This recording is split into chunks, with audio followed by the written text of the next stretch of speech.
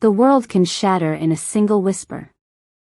I learned that on the day I was supposed to stand tall at the base ceremony, the day everything I'd worked for was meant to be honored.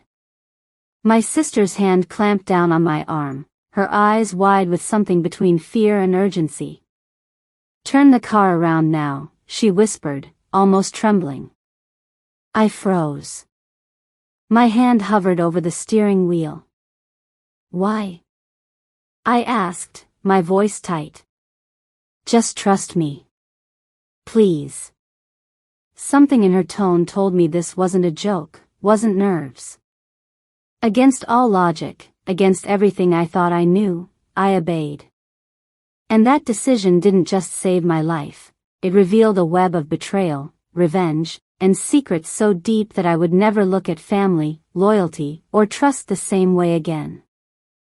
My name is Alyssa Raymond, and for as long as I can remember, I dreamed of serving something bigger than myself. My father had been in the Air Force, my grandfather before him. Discipline and honor were etched into our bloodline. From the time I was 10, I knew my path. I would earn my commission, serve my country, and prove to myself and the world that I wasn't just Evelyn's little sister. Evelyn, my older sister, was the golden one. Beautiful, intelligent, charismatic. The kind of person who could walk into a room and have everyone wrapped around her finger without lifting a hand. She chose a different path, business and politics, but her shadow followed me everywhere. Teachers compared us, neighbors praised her. Even when I graduated top of my training class, I'd hear, "Of course she did, she's Evelyn's sister." But beneath that glow, there was tension between us. Evelyn had secrets, walls she never let me climb. Sometimes she'd vanish for weeks with vague excuses, then return with a smile and bags of expensive gifts. I'd ask where she got the money, she'd brush me off. I wanted to believe she was just ambitious, but deep down, I knew there was more. Still, she was my sister. Blood. My anchor. And when I received the invitation to the base ceremony, the official recognition of my service, I begged her to come. She hesitated, like she always did with anything military-related, but finally agreed. That morning, we got in my car. I was proud, nervous, excited. My uniform was crisp, my heart pounding with the thought of standing before my superiors. My future was waiting at the base. But Evelyn, she was restless, quiet, staring out the window like her mind was carrying a weight too heavy to share. I remember glancing at her and saying, "What's wrong? You're acting like you're going to a funeral." She gave me a brittle smile. "Nothing. Just thinking." I thought it was nerves about being around military officials. Evelyn always disliked authority. But as we drew closer to the base, her hands began to tremble, and her breathing grew shallow. And then, that moment. Her hand gripping my arm, her voice a whisper of desperation, "Turn the car around now." I don't know why I listened. Maybe it was the way her eyes darted toward the road ahead, or the quiver in her lips, or maybe some instinct older than reason, the bond of blood telling me she was serious.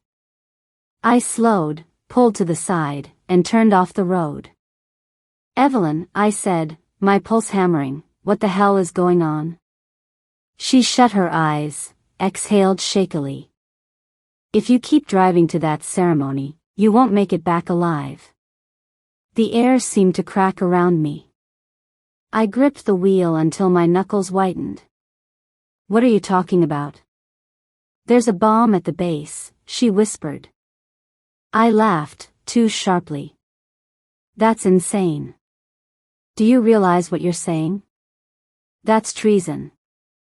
"I know," she shot back, her voice breaking. "And I know who planted it." She turned to face me fully, her eyes glistening. "Alyssa, it was me." The world tilted. I stared at her, the sister I'd trusted all my life, and for a second I couldn't even process her words. My chest felt tight, my throat dry. "You're lying," I whispered. She shook her head. "I wish I was." The rest of the drive, away from the base, through back roads, was a blur of shouting, disbelief, and tears. She begged me to just keep driving, but I demanded answers. Slowly, painfully, the truth bled out. Evelyn had gotten involved with a clandestine network, not just criminals, but powerful people who thrived on chaos. Arms dealers. Corrupt officials. People who profited from instability. She'd been pulled in years ago, first with small tasks, then bigger ones. Money, influence, protection, they'd given her everything she thought she wanted. And then, the order, plant a bomb at the base ceremony. She swore she never wanted to go through with it. But she had debts, people she owed, threats hanging over her. She'd been cornered. And then she saw my name on the ceremony list, my ceremony. "That's when I realized," she said, tears streaming down her cheeks, "they weren't just attacking a base. They were going to kill you." My mind whirled. Rage, betrayal, sorrow. Every emotion colliding until I could barely breathe. "So you helped them plan an attack on my life, and now you think saying sorry fixes it?" "No," she cried. "I'm trying to make it right. That's why I told you to turn around. That's why I couldn't let you go there." I pulled the car over again, staring at her. "You should have gone to the authorities the second they approached you. You should have told me." "I was scared," she whispered. "Scared they'd kill you, Mom, Dad, everyone we love. You don't know the people I'm dealing with." Her words cut deep. But I wasn't the same naive little sister anymore. I'd been trained to see threats, to act under pressure. And one thing was clear, I couldn't just walk away. "Where's the bomb?" I demanded. Her lips trembled. "In the supply hangar. Remote trigger. They're waiting for the signal." My stomach churned. The ceremony was hours away, enough time to stop it, but only if I acted fast. "Then we go back," I said. Her eyes widened. "What?" "No. You can't. I can't let innocent people die, Evelyn. I don't care about your excuses or your fear. If you're really trying to make it right, you'll help me stop this." She stared at me for a long, trembling moment. Then, finally, she nodded. Sneaking back to the base was the most terrifying thing I'd ever done. Evelyn guided me to a service entrance she'd used the night she planted the device. My heart thudded so loud I was sure the guards would hear it. Every step felt like walking a razor's edge, between loyalty and betrayal, justice and revenge. Inside the hangar, the bombs sat hidden in a stack of crates. I felt the blood drain from my face. Evelyn hadn't lied. It was real. Deadly. And set to detonate when the ceremony began. I knelt, trying to steady my shaking hands. Training kicked in, I'd studied explosives, disarmament. But this wasn't just about wires and timers. This was about Evelyn. Every glance at her made bile rise in my throat. "You're going to have to help me," I muttered. She crouched beside me, wiping her tears. "Tell me what to do." Together, we worked, my voice low, steady despite the storm raging inside me. Each cut of a wire felt like cutting a piece of our bond, fragile, dangerous, irreversible.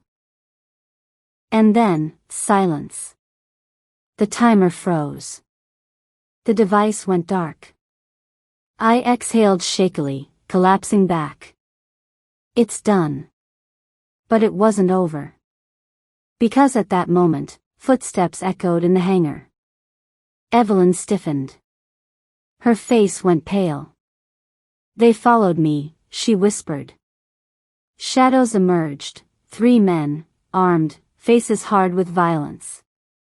And leading them was a figure I recognized from whispered rumors in the intelligence briefings. Marcus Hale, a financier turned arms dealer, one of the most dangerous men alive. Well, he drawled, eyes glittering, what do we have here? The loyal little soldier, and the traitor sister who lost her nerve.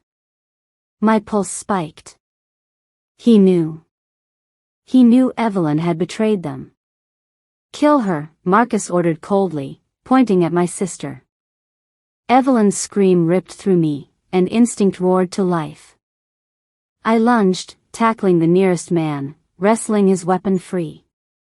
Chaos erupted, gunfire, shouts, the sharp tang of cordite in the air. I don't remember every second. Training took over. Move, strike, fire, survive. By the time it ended, 2 men lay unconscious, 1 wounded, and Marcus fled into the night.